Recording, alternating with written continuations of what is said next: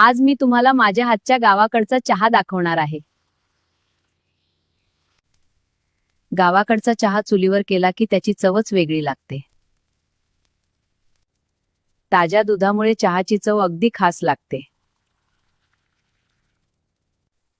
थोडंसं पाणी घातलं की चहा छान संतुलित होतो। आता घालूया चहाची पत्ती।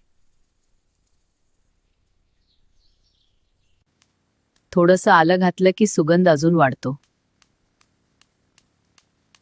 आल्यामुळे चहाला एक वेगळीच ऊब येते।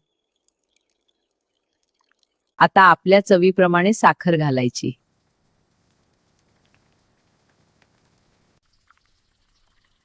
आता आपला गरमागरम चहा तयार झाला। माझ्या हातचा चहा म्हणजे मनाला मिळालेला निवांत क्षण।